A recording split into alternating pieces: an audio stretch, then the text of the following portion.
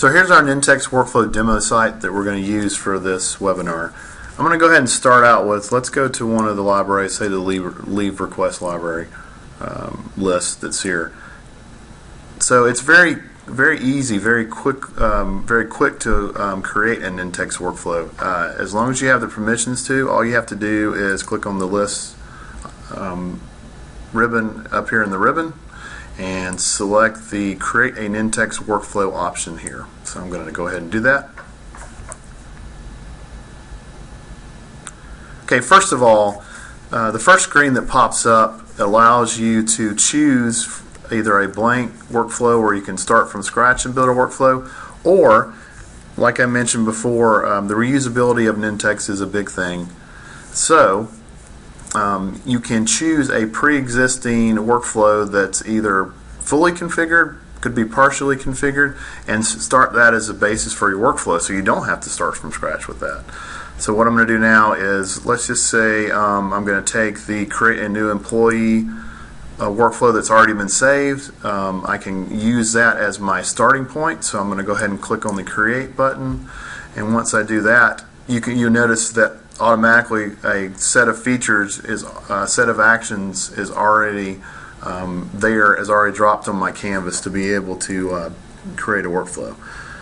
So within the designer, so here you have your workflow designer canvas that you can build workflows within. You'll notice that I've got several actions that are here.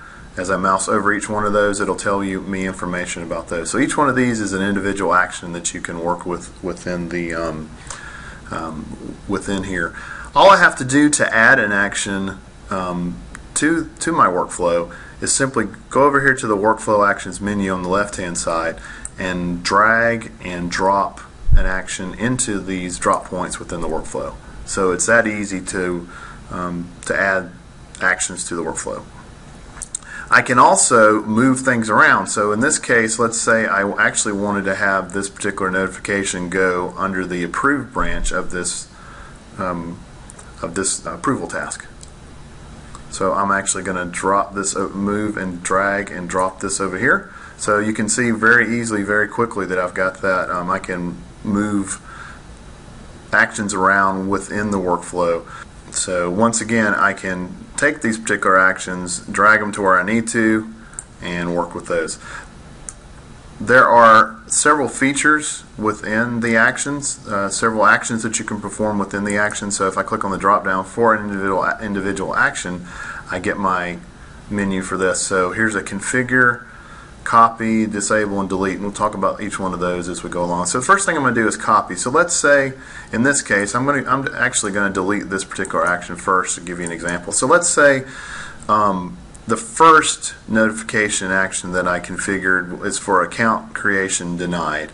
So let's just say I've got this the wording for this particular email taken care of, but all I need to do really is just change a couple of words in here just to make it different, so I can drop it like in the approved branch. So all I have to do with this is click copy and paste it over here in this action. All I have to do at that point is just go through, change this to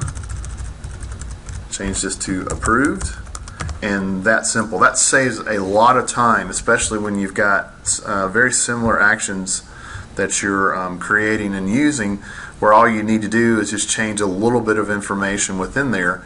That same action is already fully configured when I copied it over. It's configured exactly like it was before, and that saves a lot of time when you're developing these.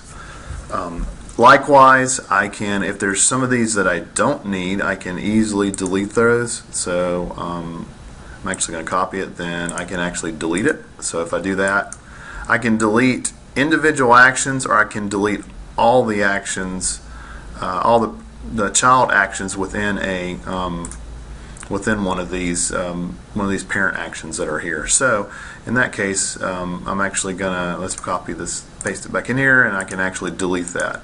So I'm going to do that real quickly.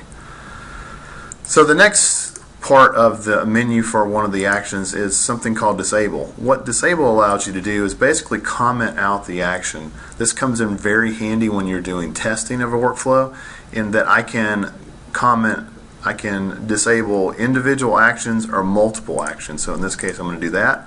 I can also disable actions and a parent action and all its child actions, which I'll do here. So here I've disabled this particular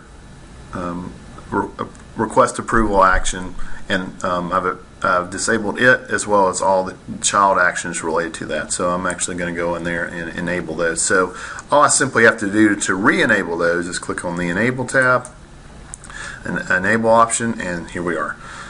You also notice that there was another option that popped up here called Minimize.